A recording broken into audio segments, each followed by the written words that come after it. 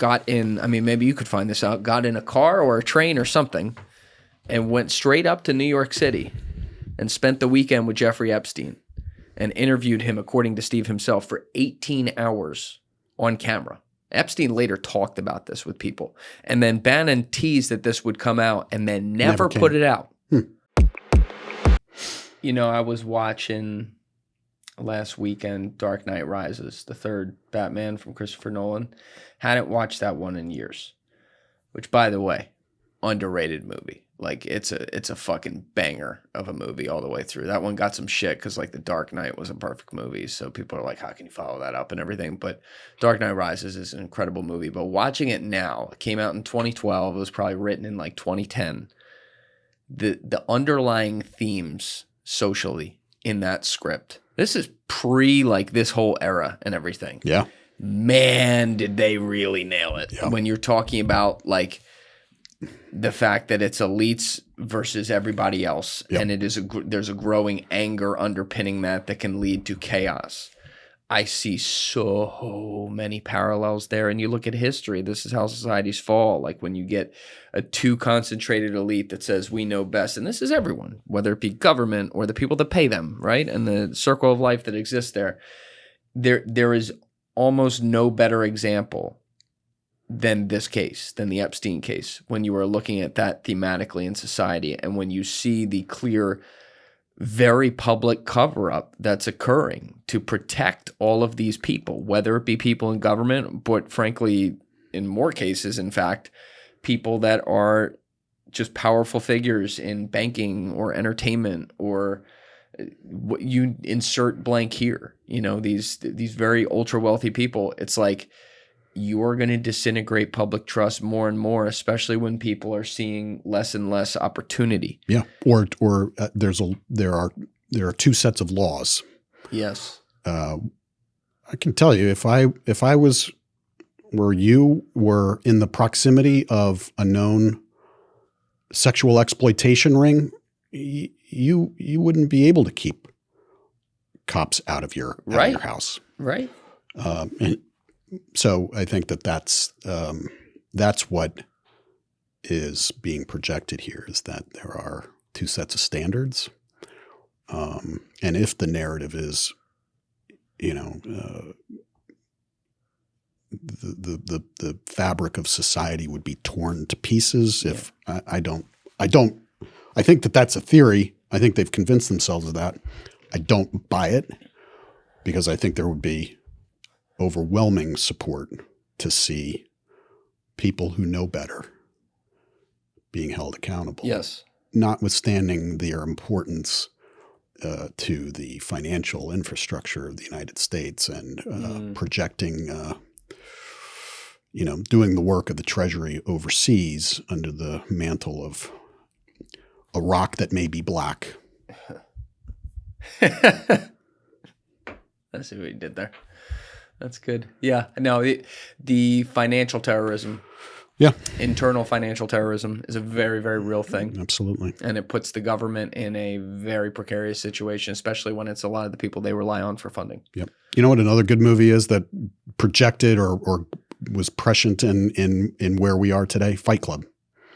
Ah, that's Chuck an Palahniuk outside the box one. Yeah. Was like, a consumerism and yes, the haves versus the have-nots and the, sort of the fight back or the pushback by the, the working class. Privacy, he hit a lot of those in, was that 99? Yeah, it was like Something 98, like that. 99, Yep. something like that. That's Yep. interesting. Yep. Yeah, I agree. Too fat.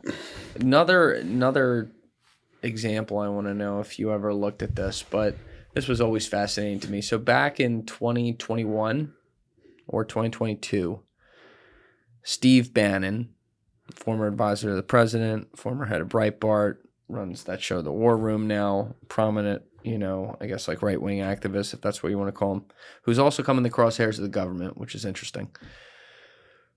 Steve Bannon released a 30-second-ish video in a trailer, some sort of trailer, of Jeffrey Epstein talking with him on camera.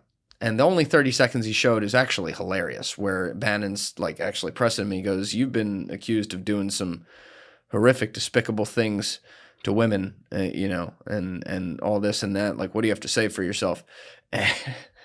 It's hard not to laugh, but like Epstein was like, I actually believe the future's women. I'm a big time's up guy. I'm a feminist. Like with the Brooklyn accent, it's almost just cruel in your face, right? So you're just looking at this like, okay, the most prolific sex trafficker in modern history, or just history that we know of, is saying something that comical, and thinking we're going to believe it is crazy. But Bannon pressed this as a forthcoming documentary that includes his sit-downs with Epstein. The timing of when those sit-downs happened, though, is quite fascinating to me. Bannon was fired as advisor to the president in August 2017. And I actually will never forget this day, because I remember it was a cloudy Friday, and I worked near Morristown Airport, where Trump flies into in the summers.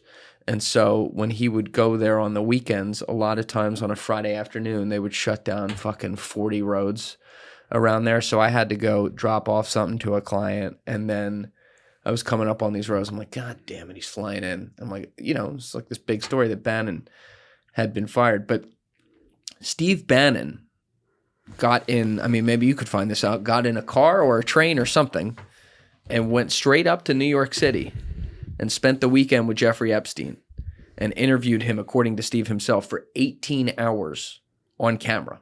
Epstein later talked about this with people. And then Bannon teased that this would come out and then never put it out. Now you have 18 hours of footage with the most prolific trafficker at the middle of the biggest conspiracy that I can remember in my lifetime.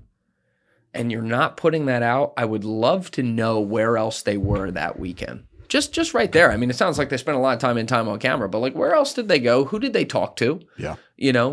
And why has that never been released?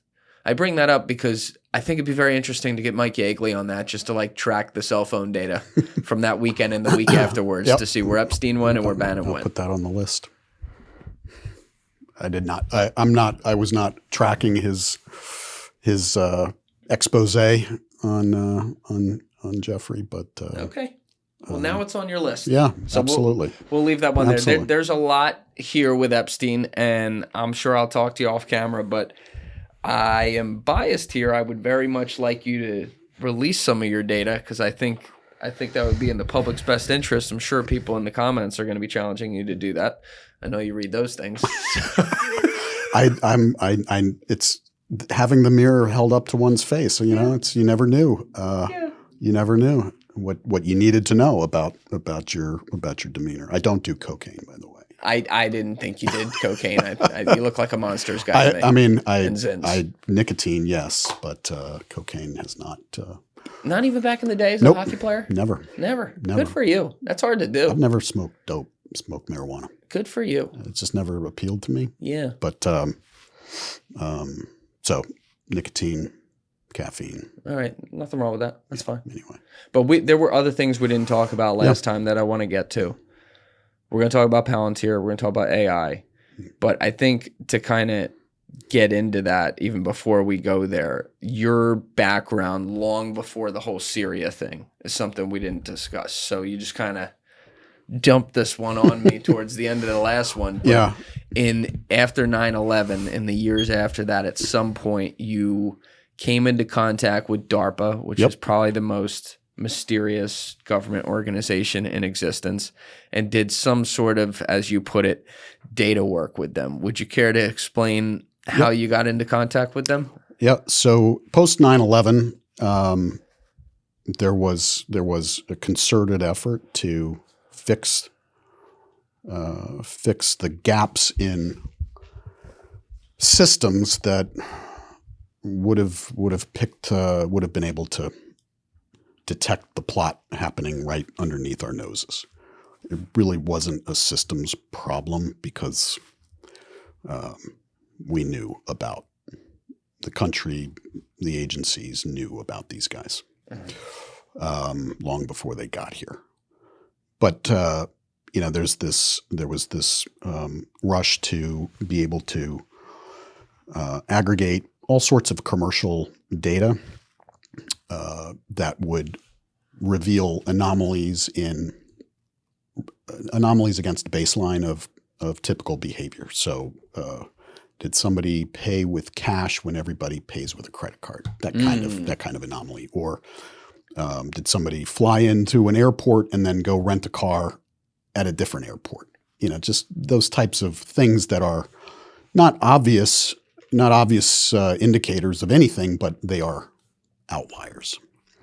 And this was before we had the language of large language models or AI as a system that could do all of these things. So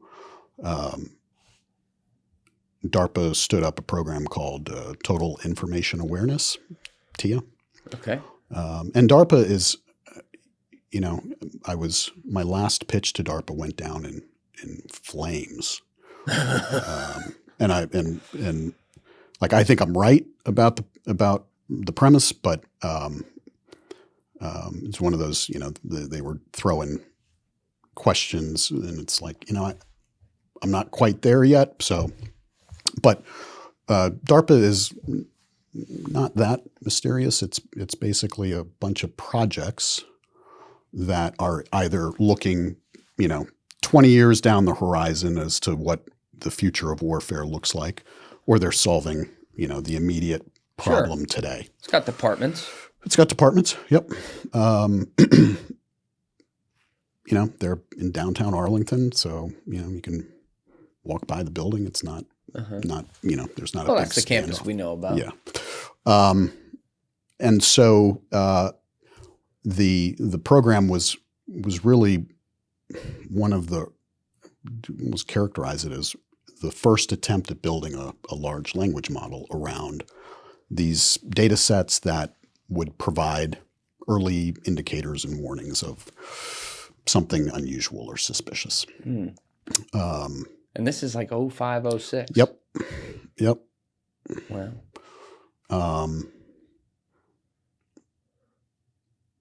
The program got shut down because of privacy sensitivities. If you can believe it, because it was, total information awareness, and the logo was like an eye and a panopticon. It just, it looked very 33rd degree, if not you good will. optics. But, back at the time it was, all right, so what are these data sets? How do we get them? What are we even talking about as, a data set that we would put into this machine, build algorithms or rules to flag these anomalistic characteristics of transactions. Those that is how we are configured. That was, the precursor to kind of how we configure systems. Today, you talk about Palantir. It was the precursor to a system like Palantir, where you've got all of the data and a common operating picture. Thank you guys for checking out this clip. If you haven't already subscribed, please subscribe and hit the like button on this video. It is a huge, huge help. And if you'd like to check out this clip's full podcast episode, that link is in the description below or right here. And finally, you can follow me on Instagram and X by using the links in my description below.